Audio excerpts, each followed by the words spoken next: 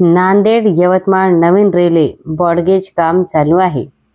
यासाठी लागणारा मुरुम हे काम PMPL कंपनीने घेतले।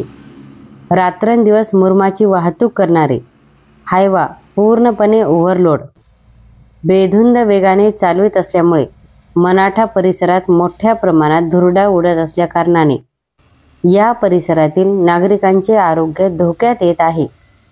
रात्रंदिवस चालणारी हायवा टिप्पर तात्काळ बंद करण्यात यावी, याचे निवेदन माननीय जिल्हाधिकारी नांदेड तसेच तालुका दंडाधिकारी तहसीलदार हदगाव यांना देण्यात आले। संबंधित PMPL कंपनी हैदराबाद विरोधात कायदेशीर कारवाई, अन्यथा महसूल प्रशासनाच्या विरोधात मोठे आंदोलन करणार नमस्कार, निवेदनात म्हटले आहे। माझं नाव शैलेश बालाजी बोईनवाड, राहणार मनाठा।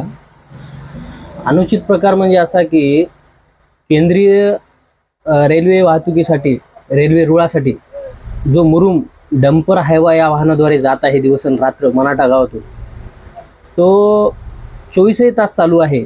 आणि विशेष म्हणजे त्या वाहनाची गती एवढी जास्त असते की त्यांना ब्रेकही लागत नाही। काल रात्रीला गावात संध्याकाळी जवळपास 10 फुटापर्यंत गाडी अशी ब्रेक लागल्यानंतर फरफटत गेली आणि तिथं कुत्रं, त्या कुत्र्यावरून ती गाडी जाऊन त्या कुत्र्याचा मृत्यू झाला, दुर्दैवी मृत्यू झाला। त्या जागेवर जर एखादा मुलगा, एक वयोवृद्ध माणूस असतं तर काय झालं असतं?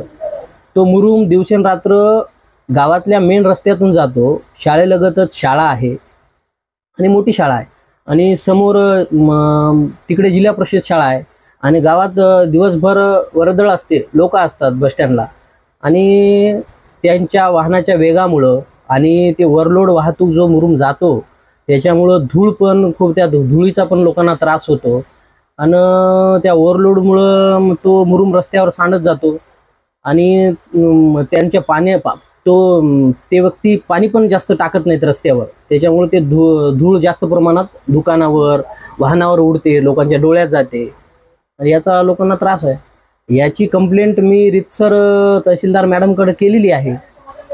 तहसीलदार मॅडमचं म्हणणं असं आहे की बाबा आम्ही त्यांना टाइम बॉन्डिंग ठरवून दिलेला आहे आणि त्याचा त्रास मराठावासियांना नाहक त्रास होते, कारण तो वाहतूक दिवसेंरात्र 24 तास चालू आहे।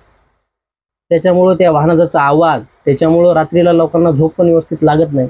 याचा त्रास मात्र मराठावासियांना भोगावा लागत आहे। मनाठा लगतच जो बाजूला मसाई तांडा आहे, तिथून जो पांदन रस्ता जगापूर मार्ग नागपूर हायवेला जो जोडतो, त्या मार्ग यांचे रेल्वे कंपनीचा जो मुरुम आहे त्या पांदन रस्त्याने हायवाद्वारे जात होता। त्यासाठी त्यांनी थोडा तो रस्ता कुठेतरी कच्चा होता, यासाठी तो मुरुमद्वारे व्यवस्थित त्यांनी JCB द्वारे व्यवस्थित केला आणि करून त्यांनी ती वाहतूक चालू केली। पण त्यामध्ये त्यांनी एक विषय केला, जो त्या पांदन रस्त्यामध्ये चिंचेच्या झाडाखाली जो देवाच्या छोट्या छोट्या मूर्त्या होत्या, तर त्या मुरुमाखाली त्यांनी दाबल्या।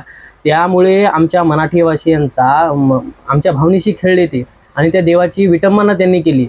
तर या सगळ्या गोष्टीमुळे मराठावासियामध्ये तणावाचं वातावरण आहे आणि कोणत्याही वेळेत काही अनुचित प्रकार घडू शकतो। तर या सर्व गोष्टींना जबाबदार हा प्रशासन आहे। जे कंपनी आहे IPPL रेल्वे कंपनी, जो मुरुम हायवाद्वारे उत्खनन करून लोड करून येतो आहे, त्यांची कंप्लेंट मी रीतसर हदगाव तहसीलला केलेली आहे।